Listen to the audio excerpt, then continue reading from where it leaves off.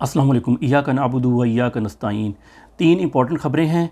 एक तो मैंने बात करनी है इद्दत में निकाह पे, जो इमरान खान साहब ने बात की, कल मुकालमा किया है जज से, उस पर थोड़ी सी बात करेंगे। उसके अलावा नून लीग इलेक्शन होने से पहले ही 22% सीटें हार चुका है। तो 2/3 अक्सरियत का ख्वाब तो चकनाचूर हो गया। वो कैसे, वो आपको बताते हैं। वो है इद्दत में निकाह पे इमरान खान साहब पे फ़र्द जुर्म आज की गई। तो वो मुकालमा थोड़ा इंटरेस्टिंग है और बड़ा ज़बरदस्त है। उसमें जज ने पूछा कि क्या सेहत जुर्म से इनकार करते हैं। इमरान खान साहब ने कहा आई एम नॉट गिल्टी, कि मैं हाँ वाकई में इनकार करता हूँ। क्या आपको इल्ज़ामात समझ लग गए हैं, ये पूछना होता है जब लगाते हैं। तो उन्होंने कहा कि मुझे तो ये लीगल चीज़ें समझ नहीं आती, इतनी मुश्किल अंग्रेज़ी लिखी है, वकील ही समझेंगे, मुझे कुछ समझ नहीं आया। ये अमेरिकनों की ज़ुबान में पढ़ कर सुनाई गई है। मैं पहले कह चुका हूँ, ये सब लंदन प्लान के तहत है। कानूनी इस्लाहात मैं नहीं समझ सकता, खुसूसी तौर पर जो लंदन एग्रीमेंट के तहत हैं वो अब ये लंदन एग्रीमेंट और ये साइफ़र केस, अमेरिका की साजिश और जिन्होंने की, वो हर मुकदमे में निकाह का करो, बकरी चोरी का करो, जिसका मर्ज़ी करो, उसको तुम्हें रिकॉर्ड का हिस्सा बनाना पड़ेगा। अब ये जो स्टेटमेंट होती है ना, ये रिकॉर्ड का हिस्सा बनती है। तो अब ये रिकॉर्ड के हिस्से बनेंगे। अब तुम लोगों को डोनाल्ड लू का कॉल आएगी और वो कहेगा बगैर तो ये केस भी ख़त्म करो। थोड़ी सी बात इद्दत के ऊपर कर लेते हैं। इद्दत क्यों ज़रूरी होती है? इद्दत इसलिए ज़रूरी होती है कि कहीं कोई प्रेगनेंसी ना हो, ठीक है। उसके लिए पाकिस्तान की शरीयत कोर्ट का फ़ैसला है, ठीक है, फ़ाइनल फ़ैसला है कि अगर 40 दिन तक अगर पीरियड नहीं होते, पीरियड हो जाते हैं या इस तरह का मामला है, उसके बाद जो है ना वो 40 दिन के बाद निकाह किया जा सकता है। लेकिन यहाँ पॉइंट एक और है। एक होता है, उसे कहते हैं मेनोपॉज होता है, जो ख़वातीन का साइकिल होता है, वो पॉज ख़त्म हो जाता है 40 के बाद। 40 से 50 एज के दरमियान वो ख़त्म हो जाता है। 40 और 50 साल की एज के बाद तो जो ख़वातीन होती हैं ना, उनके ऊपर तो पर्दे की पाबंदी भी ख़त्म हो जाती है और उनके ऊपर ये चीज़ें भी ख़त्म हो जाती हैं। जब ये चीज़ें ख़त्म हो जाती हैं तो इस किस्म का केस उड़ के रह जाता है। बाकी जहाँ तक ताल्लुक़ है निकाह के बगैर, ये चीज़ें जो इल्ज़ामात लगा रहे हैं ज़िना का या जो भी चीज़, अपनी बच्चियाँ इनकी क्या करती हैं। नानी जानी जो है, उसने 4 माह में जो थी ना वो बच्चा पैदा किया, तो उस वक़्त इनको शर्म नहीं आई। उसके ऊपर मेरे ख्याल में पीटीआई को केस करना चाहिए। लोगों किसी ना किसी को प्राइवेट उठ के कर दें, पीटीआई के ज़रिए ना करें, प्राइवेट केस करें। इनकी अपनी बच्चियों की जो वीडियो दिखा के इनको किया जाता है, वो सब जो है ना उनके ऊपर हदूद के मुकदमे कायम होने चाहिए और इंशाल्लाह होंगे। काजी को बड़ा शौक़ है ना कि मैं बड़ा जी आज़ादी राय के इजहार का बड़ा चैम्पियन हूँ, और अब JIT बनवा दी है कि जी कोई मेरे ख़िलाफ़ को बात ना हो। तुम्हारे ख़िलाफ़ हम तो बात नहीं करेंगे, लेकिन नून लीग वाले बड़ी बातें करते हैं।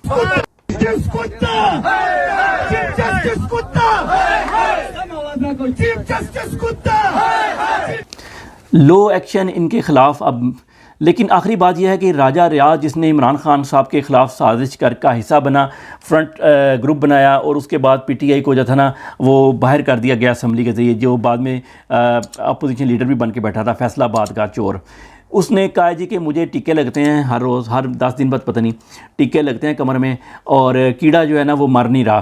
तो लेकिन वो कीड़ा जो है ना इमरान खान ने उसका मार दिया।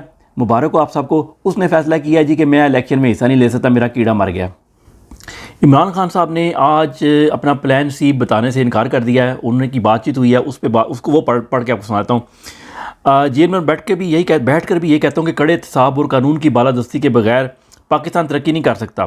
8 फरवरी को जो जुमा होगा वो मंजर बदल देगा। इमरान खान, नवाज शरीफ क्यों खामोश है? क्योंकि उसने ग़ुलामी कबूल कर ली है। और एक इमरान खान साहब ने पेशन गोइयां भी की हैं, और नवाज शरीफ इलेक्शन के बाद दोबारा लंदन भाग जाएगा। वक्त ज़्यादातर इमरान खान साहब का कैसे गुजरता है? वो पढ़ाई करके गुजरता है, मोबाइल से कहते हैं मेरी जान छुटी हुई है, तो इसलिए मैं रिलैक्स करने का बड़ा अच्छा मौका मिलता है और प्लान बनाने का बड़ा मौका मिलता है। और जब प्लान C के बारे में, जो आप लोगों को पता ही है, प्लान C एक चल रहा है कि इलेक्शन के बाद क्या प्लान है, वो एक प्लान मेरे जहन में भी है।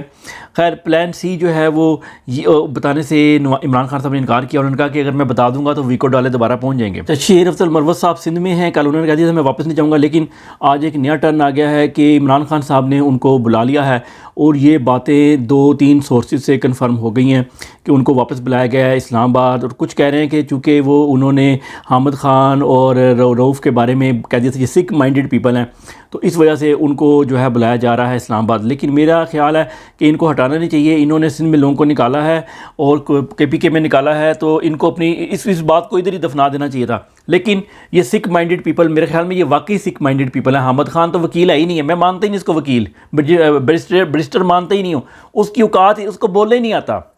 तो इसलिए हम तो इसके साथ खड़े हैं और इंशाल्लाह जो मर्ज़ी साजिशें करते रहें, इंशाल्लाह ये विक्टोरियस होकर निकलेगा। आपको एक दो वीडियो क्लिप्स भी दिखाना चाहता हूँ जो आजकल इलेक्शन के बारे में चाह रहे हैं, इंटरेस्टिंग। ये सुने ज़रा देहात का माहौल।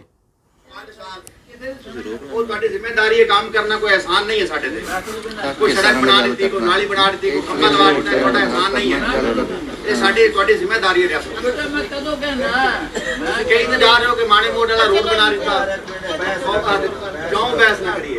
अब उसको कह रहे हैं बहस ना कर, चुप कर जा, चुप कराने की कोशिश कर रहे हैं। ये शऊर इमरान खान से जगा दिया। अगली वीडियो जो है ना वो आप सुने, उसमें आपको पता लगा कि इनके घर में इमरान खान कहता है ना दुश्मन के बच्चों को पढ़ाना, इमरान खान ने जो दुश्मन के बच्चों को पढ़ाया ना, आहा, वो सुने ज़रा।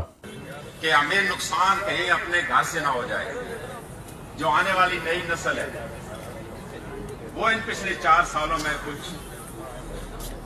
गलत राह पे चल पड़ी है।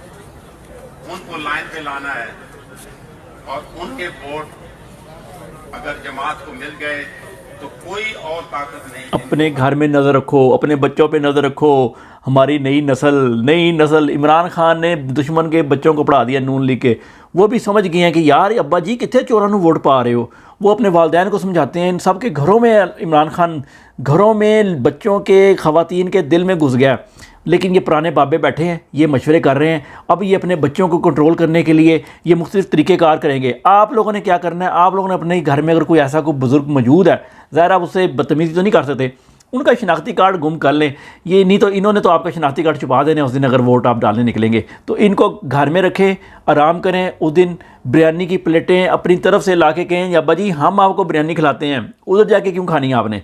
तो अपने महल्ले में अगर कोई ऐसा बंदा पटवारी है, उसको बिरयानी की प्लेट, कीमे वाला नान दबा के 2-3 खिला दें, ताकि उसके पास पेट में जगह ही ना हो कि बाहर जाए नून लीग का नान ख़रीद के तो आप लोगों की किस्मत के फ़ैसले करे और आप लोगों की आने वाली नस्लों को तबाह कर दे। इमरान खान साहब ने अरशद शरीफ से एक बात की थी जो इस इलेक्शन के ऊपर 100% फिट आती है, वो सुने ज़रा। इलेक्शंस हो और मैं अवाम के पास जाऊंगा और मैं कहूंगा कि अब मुझे भारी अक्सरियत दो। अगर आप चाहते हैं कि एक आदमी इस मुल्क को ठीक करे, जब तक उसको भारी अक्सरियत नहीं मिलती इस सिस्टम के अंदर, कभी इधर आपको कॉम्प्रोमाइज़ करना पड़ता है, कभी इधर। भारी अक्सरियत 2/3 मेजॉरिटी नून लीग को तो नहीं मिलनी, क्योंकि उनके 30% तो उम्मीदवार खड़े ही नहीं हुए, सूबाई और कौमी असम्बली दोनों मिला के। कौमी असम्बली में 20% खड़े नहीं, 22%। तो इमरान खान साहब को भारी अक्सरियत दें और ये कोई ना सोचे कि थल्ले वाली सीट में फ़लाने नूं दे देना है, उत्ते वाली सीट में इमरान खान नूं दे लेना है। ये आपके पास ज़कात नहीं है, ये आपके बच्चों का मुस्तकबिल का फ़ैसला होना है।